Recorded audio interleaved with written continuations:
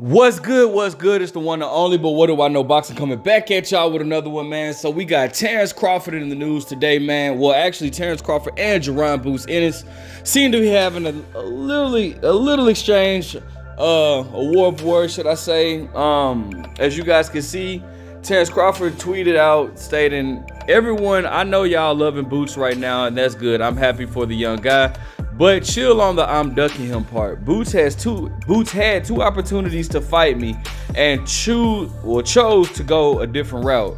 So chill, let the kid make his mark in the sport." All right, so for y'all that don't know where this is coming from, Terence Crawford has been stripped of the IBF, but has actually stated on the $1 million worth of game interview that Boots had his chance to fight him, but they chose to go the IBF route, which then dropped him from the WBO rankings or whatnot.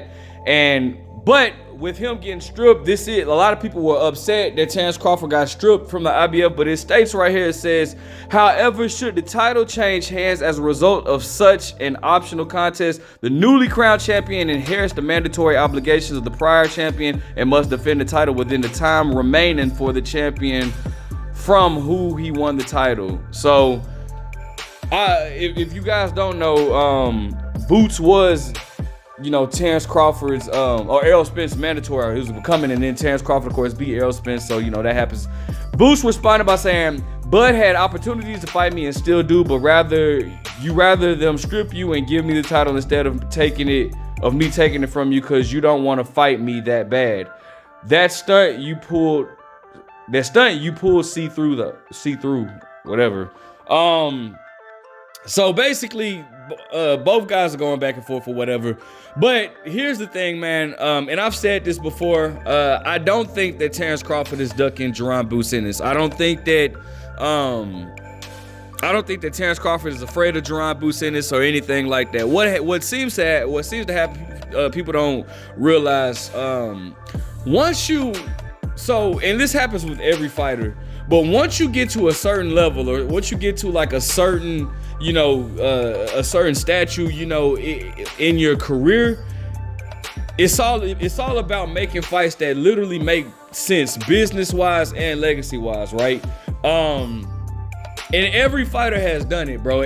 All fighters, like, I want you to think about something. All fighters have that moment when they're coming up and they're like, "Oh, I'm willing to fight everybody." Jaron Ennis is at that moment right now, where it's like, man, I'm willing to fight any and everybody, man. I want it. I remember Keith Thurman had that, was in that position at one point. But then when they get to a certain level, it then becomes, it goes from I'm willing to fight any and everybody to it has to make sense, right?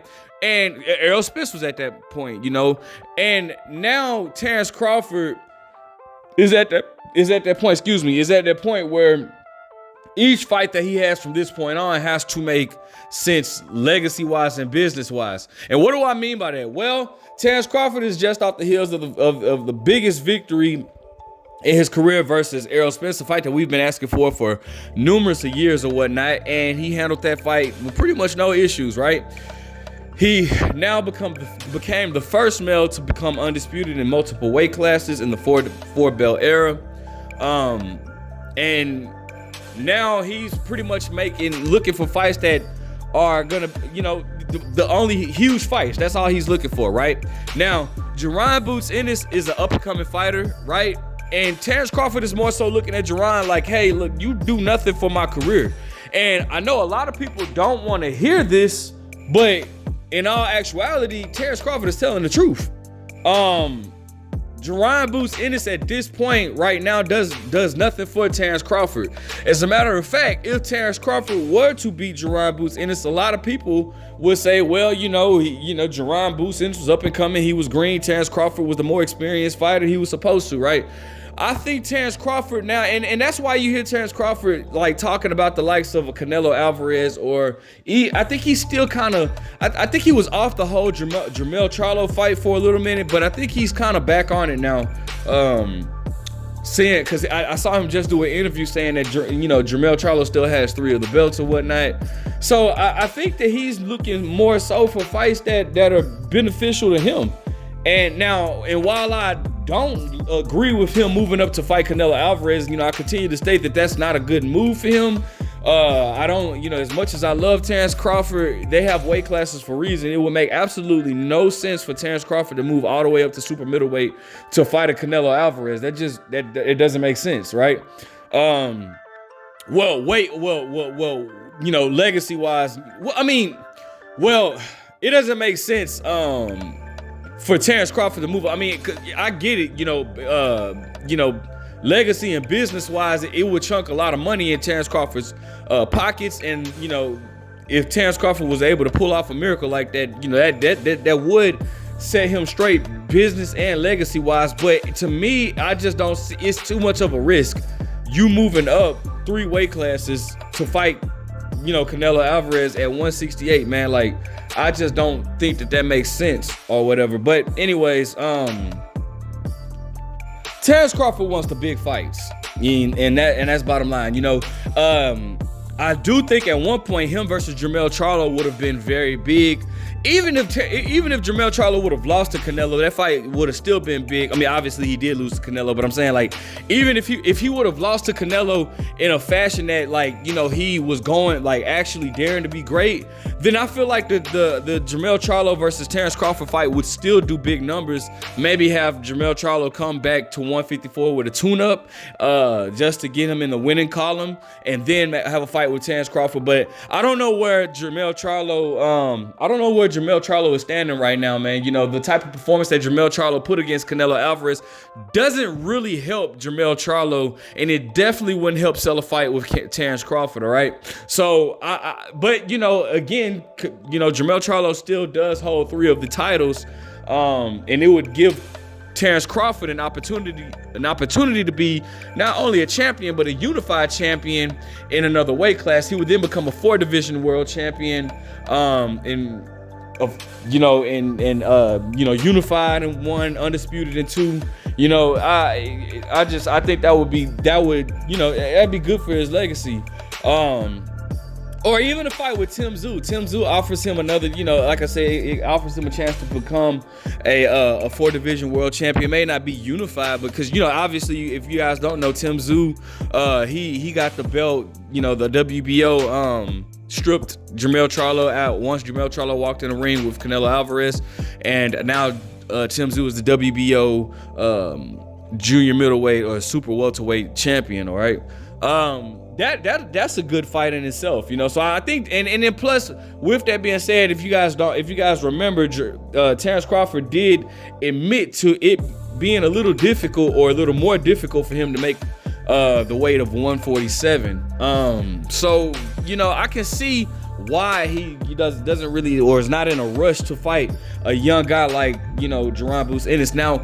And what this now does for Jaron Ennis is Jaron Ennis now has to set up his own legacy, which is a good thing. That's not a bad thing. He has to make his own mark, and I do feel like, I think we all can agree that Jaron Bruce Ennis is definitely the future of boxing.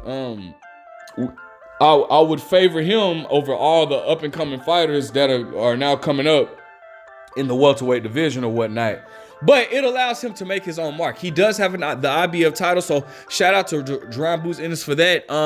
Depending on, we don't know what Terence Crawford is doing. He's, like I said, he's talked about a few things, but nothing has been solidified yet. So we don't know what moves Terence Crawford is going to make next. But I do know this: Jaron Bruce Ennis should not focus his whole career on chasing the likes of Terence Crawford or Errol Spence. I think that Jaron Ennis needs to just focus on what he has in front of him now, and taking over at 147 should Terence Crawford, relinquish the rest of the belts. Again, we don't know what Terence Crawford is gonna do. But again, like I said, bro, Jaron Bruce Ennis is on a hunt right now, and it's only a matter of time. Like, hear me out, because this happens with every single fighter. Hear me out. Once Jaron Bruce Ennis gets to a level of stature where he's the top guy, bro, you best believe it's going to be an up-and-coming young fighter that's calling out Jaron Bruce Ennis, and Jaron Bruce Ennis is going to be looking to make legacy and business choices.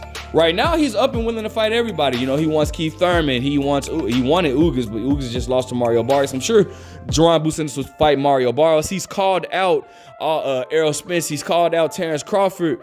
He wants all the smoke. He called out Virgil Ortiz at one particular time. Conor Benn. He wants all the smoke right now, and that's how it should be. But I'm telling you, once he gets to a level, Jaron Ennis is going to get to a level of, you know, of stardom, and I believe he will because he has a skill set to do it. I guarantee you, he'll start doing the exact same thing Errol Spence, Terence Crawford is doing now. It just happens. I've seen it all the time. I've seen it with Errol Spence. Errol Spence was up calling Keith Thurman out and there, all this type of stuff. And, you know, I've seen it with Keith Thurman. You know, I've seen it with Canelo Alvarez. You know, all these guys do that. It's just a part of the sport. You know, it's part of the history. If you guys follow the sport, you have seen every fighter do that. Every fighter has done that, you know. So that's my take on it, man. Let me know what you guys think, man. Would you like to see Terence Crawford and Jaron Ennis? Do you think Jaron Ennis should focus on his own legacy? What do you like to see next for Terence Crawford? Make sure you guys like, comment, subscribe. But what do I know?